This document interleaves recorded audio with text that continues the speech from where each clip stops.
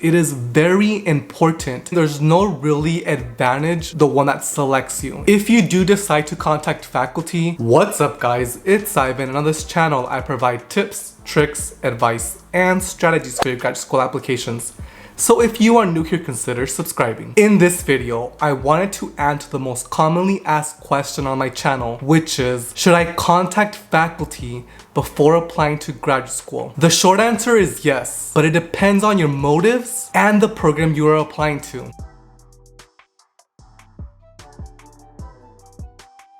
Let's start off with the master's degree. The first thing you have to do is determine which master's you're applying to. There are two distinct master's programs you can apply to. One of them is the terminal master's and the other one's a research-based master's. The terminal master's is for someone that wants to either gain some type of skill set or some knowledge that they want to apply into the workforce, while the research-based master is a stepping stone to a PhD, and it's going to be more focused on research and writing, so you have to write a thesis, for example. So once you determine which degree you are applying to, that's going to determine if you should actually contact faculty before you apply to these programs. If you are applying to a terminal master's degree, you can contact faculty before you apply, but it's not needed. And the reason why is because when the committee is reviewing your application for a terminal master's, it's an entire committee. So that's going to make up mostly of like the director, maybe some faculty and staff. They are going to determine as a whole if they should accept you into the program. If you do decide to contact faculty, you're mostly going to want to ask about the program in general. So the coursework, maybe the milestones that you have to complete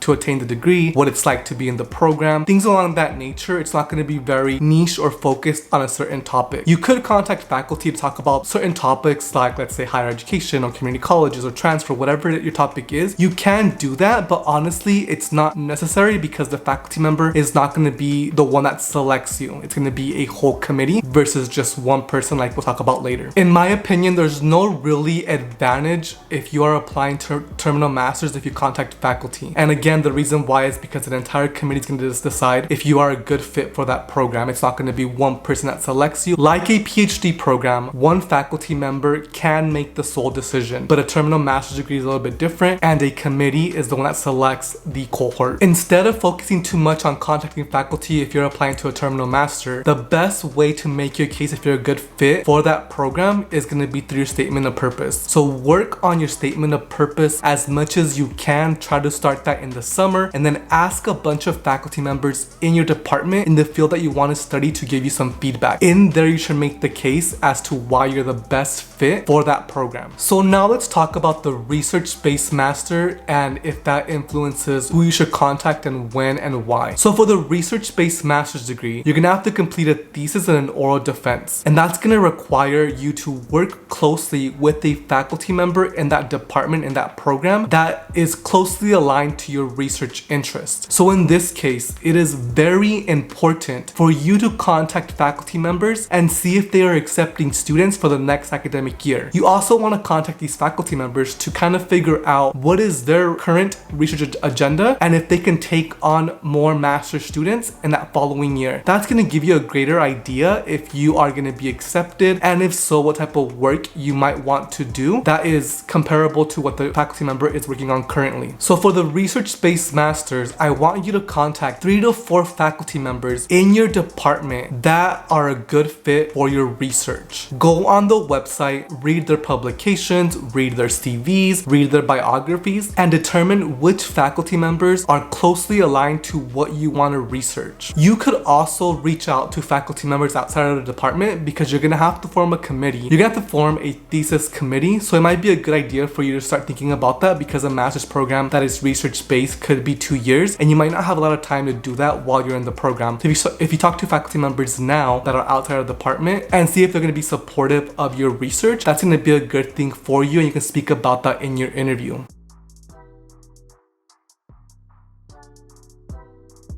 Now let's talk about doctoral degrees. Similar to the research-based master's degree, a doctoral degree requires you to connect with faculty members that fit your research agenda, and you want to talk to those early on in the application process. The best time to contact these faculty members is going to be in the summer or even the spring before you apply. And the reason why is because from personal experience, when I contacted faculty members during the application season, I got a response like this: "Sorry, I am unable to answer your questions because I don't want to give you a competitive advantage from other applicants that are applying to this program." So what they're trying to say here is that they don't want to speak to you directly or in a one-on-one setting because they don't want you to give you an advantage from other people who might not be able to access or communicate with these faculty members one-on-one for a bunch of different reasons, right? And so make sure you contact these faculty members either in the summer or spring before you apply to graduate school. The faculty members that you are going to contact during the summer or before you apply should be people that you want to consider for your dissertation chair and committee. A PhD is going to require to assemble a dissertation committee that's going to have one chair and multiple faculty members that serve on that committee, and they're going to help you through your research process as well as your writing and your defense of that dissertation. So you want to talk to those faculty members early on, right before you apply, because when you are writing your statement of purpose, for example, you're going to have to write which faculty members you want to work with in that program, and you should write about at least 2 to 3 faculty members in your statement of purpose. If you do receive an interview, you can speak about these faculty members you already spoke to or that you plan to assemble as your dissertation committee to the faculty member who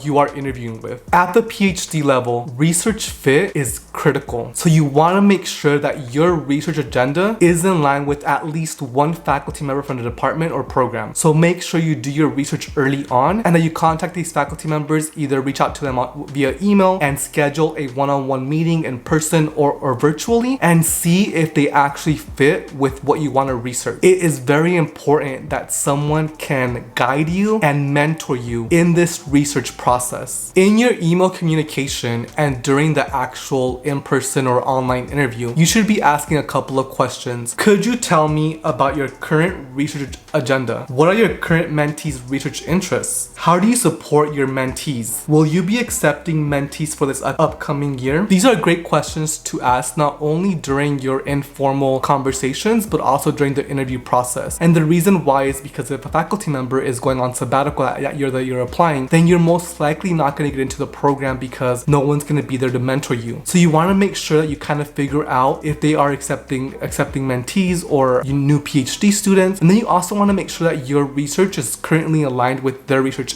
agenda, because if you saw on the website, maybe you read that they were working on, let's say, college access, and now they switched over to engineering education, then maybe you're not going to be a good fit and they're not going to be able to mentor you or even provide you with assistantships while you're a graduate student. Some of the advantages to contacting faculty members at the PhD level early on before you apply are the following. So one of them is that you'll get a better sense of their research agenda and interest and see if there's an actual good fit in terms of a mentee-mentor relationship, and so that's going to be a good thing, right? They might also remember you during the application process. Unlike the terminal master's application process, at the PhD level, the faculty member has a greater voice in terms of who to accept in the program. So one faculty member could advocate and vouch for you to be in that program. And I think that's what happened with me. In my current PhD program that I'm in here at the University of California, San Diego, my faculty member wanted me in the program and she vouched for me, she advocated for me to get accepted, and then I did. So it is critical that you make these connections not only before you apply but also during the interview process, because one faculty member could get you into the program. One thing that I do want to caution you of is verbal acceptances. I've heard from a lot of you that have contacted me during via Instagram or through my comments here on YouTube. You have told me that your faculty member who you spoke to in this conversation that you had, that they were very excited for your research and that they want to join the program. Even though they tell you this in a verbal acceptance online or however you met this person, that doesn't guarantee that you will be accepted. You still have to have and submit a strong application package in order for you to actually be accepted. The only way to know that you are accepted is through a written acceptance letter. Nothing verbal or an email that says, I'm gonna get you in. None of that is actually credible, you have to get an acceptance letter from the program and institution. So don't think that if a faculty member tells you in your one-on-one conversation that I'm gonna accept you, that doesn't guarantee you a spot. So I wanna caution you about that.